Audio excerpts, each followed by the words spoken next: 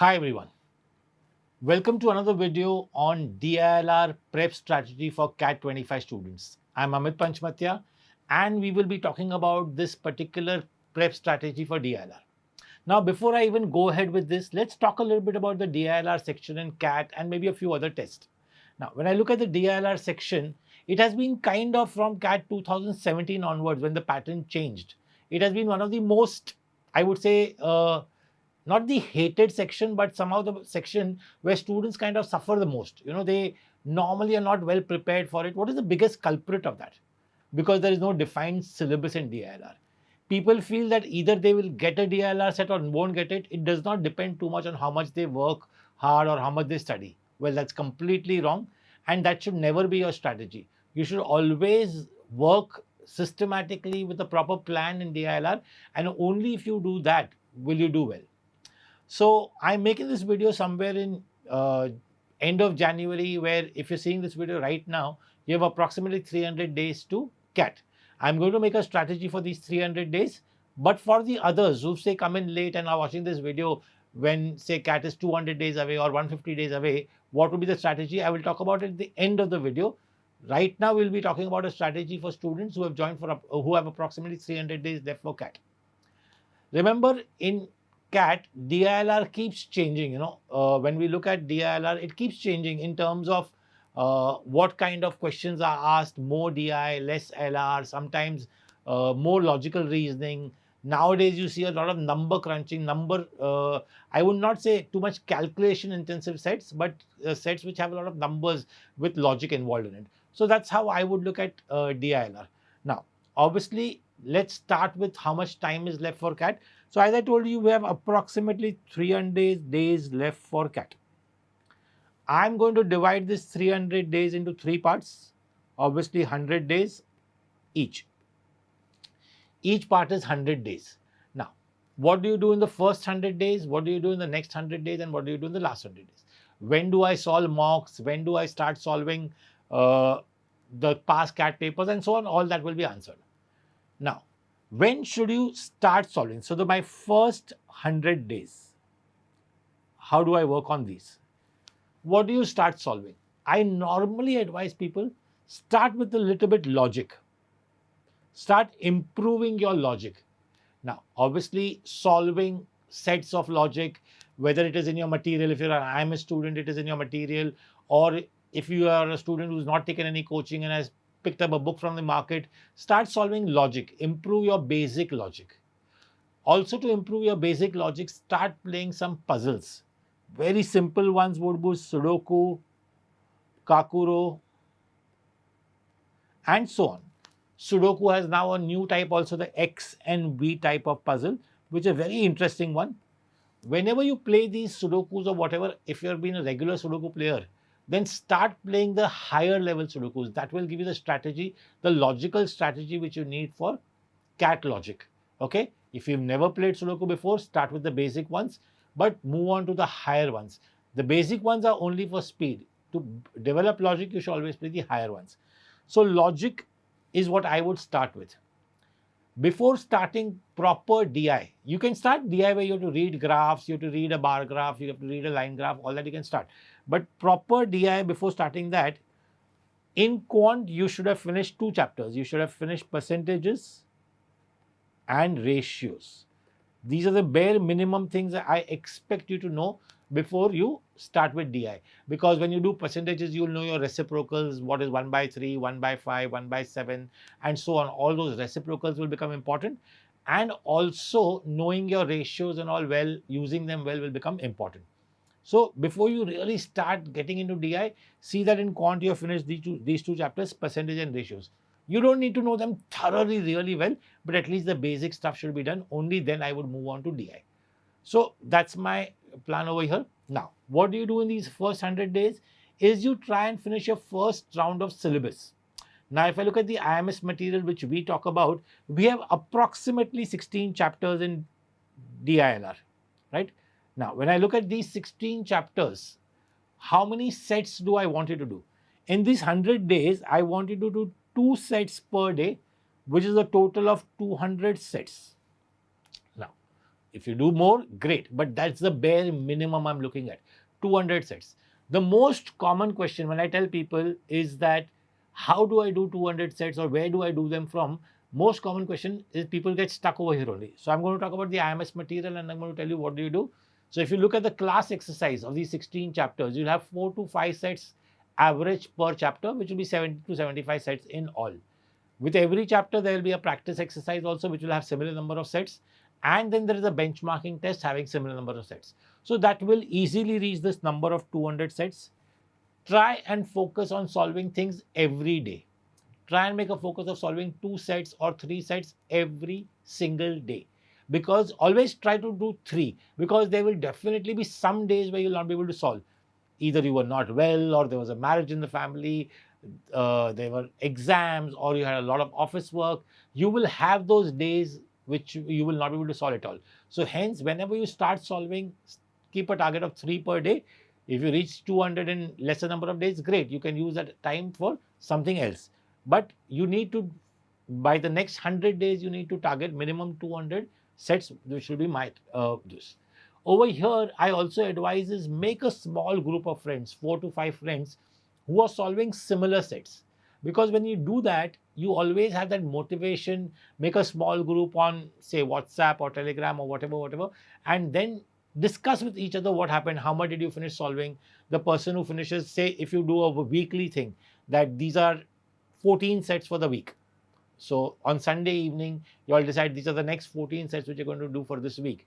Then whoever finishes those 14 sets first puts it up on the WhatsApp group, kind of keeps the motivation going for the others also. That's my advice to you. See whether it works for you. You could be somebody who's a loner and wants to work alone. Nothing wrong with it. This is just an advice which I gave you. So that's your target, 100 days into 2 sets per day, minimum 200 sets in these 100 days, where you will finish all the type of sets. Now, a lot of times students give me the excuse, but sir, we haven't done this chapter in class yet, or I haven't done it in online class, or I haven't done it in my offline class. Very frankly, after you finish module 1 in DILR, except a couple of chapters like Venn diagram and all, there is nothing very frankly to be taught a lot. After that, it's a lot of self-study. You can start improving your DILR by just keeping on solving more and more and more. As you will move ahead, you will realize that you can start solving. You don't need to wait for somebody. Yes, when you will do it in class, maybe you will realize a better method to do something. That's okay. What about the time? What about time per set? What is the time per set I should look at? Very frankly, initially, so I will break up this 100 days also into 4 parts of, say, 25, 25, 25 and 25 days. What I say is, in these first 25 days, don't bother about the time. If you take even half an hour for one set, no worries, just do it. Okay, half an hour, 35 minutes, 40 minutes you took per one set, no worries, do it. Learn things from there. What mistake did you make? Why did you take a lot more time, and so on. The next 25 days, you start bringing the time down by 5 minutes. So whatever was your average time earlier, try to bring it down by 5 minutes. So let's assume it was half an hour over here. It will become 25 minutes over here. Maybe it will not come down by 5 minutes. Become 22 minutes over here. And by here, it lands up to 20 minutes. So at the end of 100 days, you're confident that you're able to take up at least sets which are there in the practice exercise and in the benchmarking test, or in some online forum, whatever, in approximately 20 minutes, you're able to solve one set. Now, again, there's a big question. When I solve these 2 sets, should it be 1 DI and 1 LR? No. Don't worry. Just keep doing. You will automatically come across material. You will automatically come across all variations when you keep doing more and more stuff. Where should I solve them? As I told you, if you're an IMS student, you can always look at these things. They'll give you approximately 200 sets. If you're not, and if you have borrowed material from some other friend who goes to some other class and has his book or his material or whatever, very frankly, I don't think so anything is wrong. Only thing which I always suggest to people is always solve that material for which you have a good quality solution available. No point taking up a set randomly from somewhere and then struggling to find the solution for that. Because if you don't find the solution, because once you finish these 2 sets, you ideally want to see either a video of that solution, understand whether the method you used was the best one or not, and so on. So that's my way of looking at it. Now, I will move on to maybe the next 100 days. The first 100 days, we ideally have gone through everything, each and every area, special areas like Venn diagram, which is, always a Venn diagram. Then there is tournament types of sets. All these you've done, numerical logic, all this you have finished in the first 100 days. You've done enough practice of each type of area. Okay. Now, in the next 100 days, the second slot of 100 days, what do you do? Now you start practicing what I call as the CAT level sets.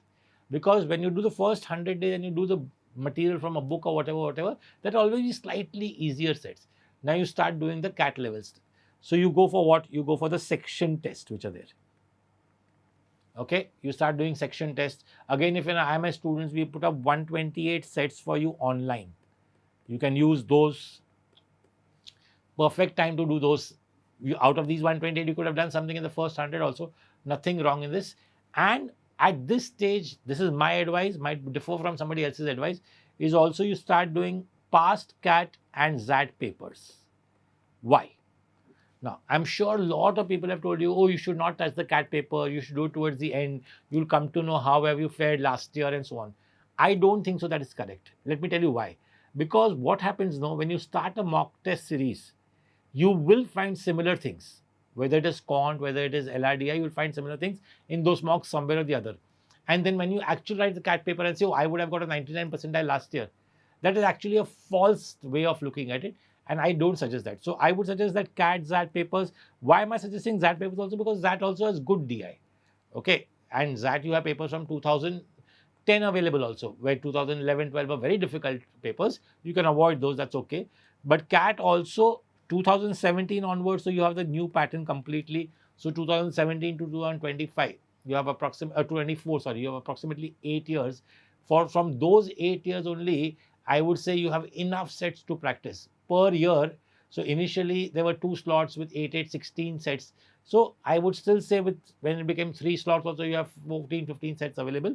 So you would have approximately in those 8 years, you would have approximately 100, 120 sets in CAT papers only. You have enough section tests, you have online material. Here, I'm expecting you to do 2.5 sets per day, maybe even 3 per day, and reach 250 to 300 sets over here in the next 100 days. Okay. So that's how I look at it. That is CAT, ZAT papers you should do, 128 sets online, section test. Again, this will be different for everybody. Again, if you've joined some other class, I'm sure you would also have some practice material over there, some section test over there. So this becomes your second 100 days where you are now looking at sets of different areas, different things. Even CAT 2003 to 2008 has some very wonderful sets of DI.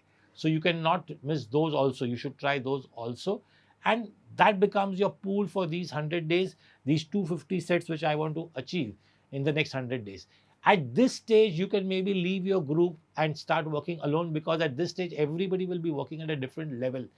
Some of your friends might have given up. Some of you might have already solved a lot more and all. So at this stage, you can become a person who's doing things on their own. And this is also the time when your SimCats or your mock test will start. So whatever mock test series you've taken will start. Maybe not all of them, but a couple of them you would start taking by then. Okay. Moving on to the last 100 days. The last 100 days, the most important part will be obviously the mock test. For IMS students, it will be the SimCats. For others, it could be different. Now, if I look at SimCats only, with all the live plus the take-home SimCats, we approximately give you 40 tests. And that's what approximate number you will have from one test series. So you have 40 tests. If the pattern of CAT kind of remains same the way it was this year, where there were 5 sets in each slot, which means this will itself become 200 sets approximately. My target over here is 3 to 3.5, approximately 300 sets is my target over here. Okay, because this is the time when you're working hard towards CAT and so on.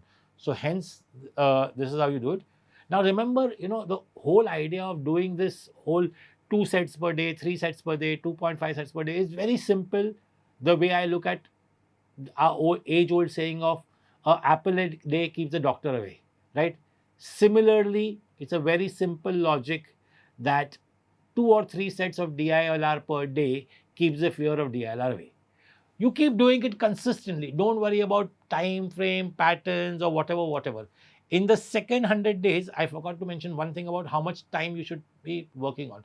Here, you should, by the end of this, you should reach around 12 to 15 minutes per set, because we had closed the first 100 sets at around 20 minutes per set. And now, the next 100 days, you can reach 12 to 15 minutes per set. Okay. Now, so in the third 100 days, I said the first agenda should be your mock test. Now, I'm sure a lot of students are very serious. Take at least one more test series. You know, they will take at least one more test series, or at least write some more tests besides their actual test series. So, from here also, you will get a lot of DILR material. So, now it is your job to figure out where are you going to get the last 150 sets from. 300 sets, 200 will come from the mocks. The last 150 sets of DILR could come from some other mock test or whatever, or some other DILR book or material or whatever. So, you also in IMS, we also have questions which we can replicate with AI. So, you can use that also. So, these 200 sets, if you replicate with AI, you will get 200 more sets to solve. Well, that way also you can work on, but not all 200 you will need to do that, but maybe out of that 100 you will use with AI, and you'll reach the 300 sets. So, now once you've reached that 300 in the last 100 days, this is where the time per set and the selection becomes very important. Now, because you've gone in the testing mode, it is not only the amount of time you're spending per test, how much time or how well are you selecting your sets? Are you selecting your sets well?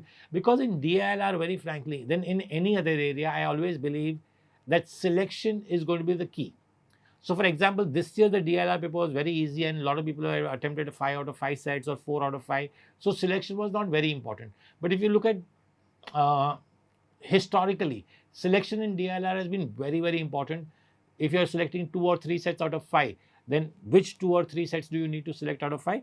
That's the most important part. So, when you do, because you will do it like a test and everything, selection becomes very, very important. Here you start watching a couple of videos which we have posted about how to you select sets, how do you look at a set whether it is easy, difficult, medium, and so on. And that's it. Now, getting what we call as, once you do selection, getting the marks per minute becomes very important.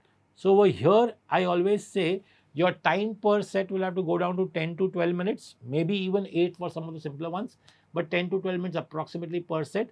And hence, in that 40 minutes, are you able to maximize your number of marks?